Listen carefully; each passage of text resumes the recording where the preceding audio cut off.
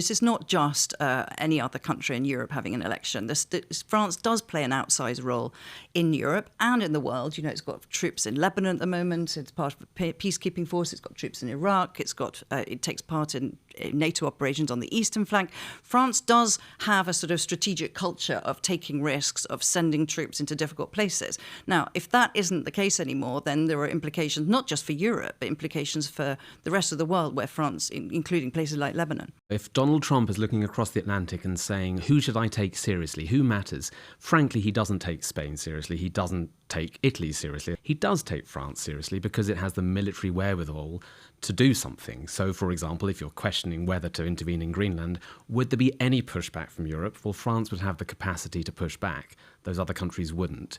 And so, although we see other countries like Germany beginning to spend more and get more capabilities, France and Britain are the two countries in Europe that have shown the will to use it. They have deployed, as you say, to those parts of the world. They have got involved in fighting, and that makes a big difference. And so I think it's not just how opponents see you, but how your allies see you. Well, you raised the question of Britain. That raises my thing. How does Le Pen work with Andy Burnham on these kinds of issues? Do you see? I mean, that you couldn't get two more different politicians. You really couldn't. And what's the desperate sort of moment is that Macron and Starmer have actually worked very, very well together on all of these issues. After Johnson and Macron being a disaster, and Macron gave Starmer the Légion d'honneur in, I think, recognition of what a good partner he's found in the UK Prime Minister.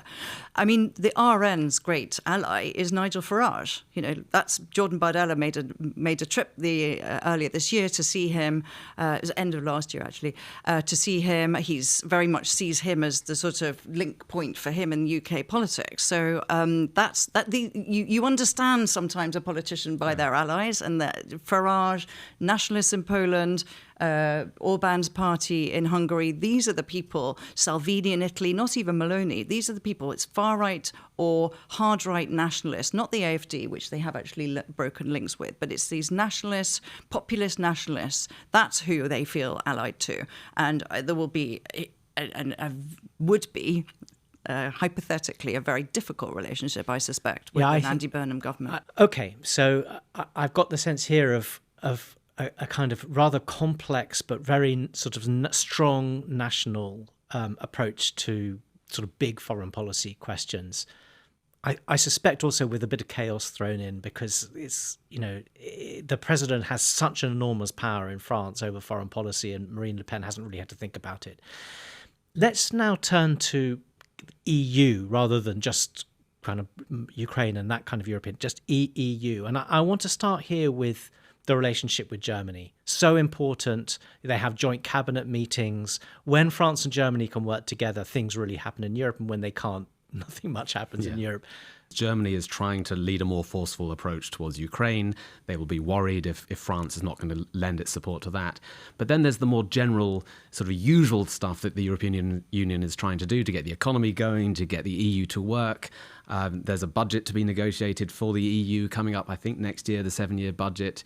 There's the question about whether France's finances are in good enough shape and whether France will start under a Le Pen presidency to demand support from the EU that France thinks Italy has had in mutualising its debt and getting special treatment from the European institutions. So Germany will be very anxious on that side of it, I think, on the problems that France brings to the day-to-day running of the EU.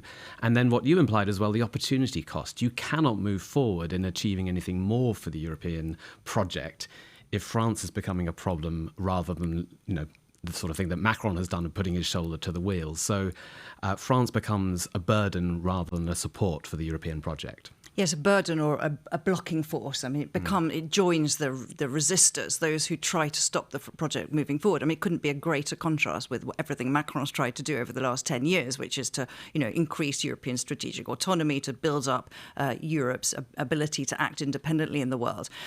This would be a constant clash. The way I see it is that, whatever the noises that some of them have made, and Bardella recently said he could work with Merz, Chancellor of Germany, on certain issues like immigration, ultimately everything that they want to do in Europe would set them on a collision course with Berlin.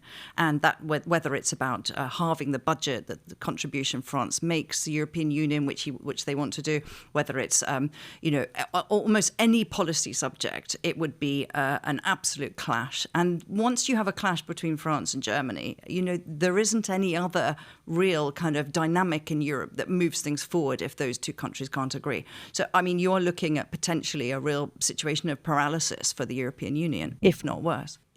You have here as a Eurosceptic party that doesn't like Europe and wants to take sovereignty back from Europe, to have a kind of Europe of nations, as it were. At the same time as the sort of logical expression of that, which is Frexit, is completely off the table. So what I can't quite judge is to what extent they are willing to damage Europe in the knowledge that actually the French public don't want to destroy Europe, in order to prosecute this kind of approach, because they can do damage to Europe, you can do damage to them, but there's a kind of limit to how far they go. So to what extent are they sort of self-restraining in this But approach? what you call damage, Ed, they would call reform. I mean, they want to undermine or reform the European Union from within so that it doesn't impose all these rules, that it doesn't make it impossible for French farmers to use pesticides. Yeah, but the consequences could be just chaos rather than improvement. That's probably the way we would imagine it, but that's not the way that obviously they're going to be presenting this for the electorate in France. It's taking back control.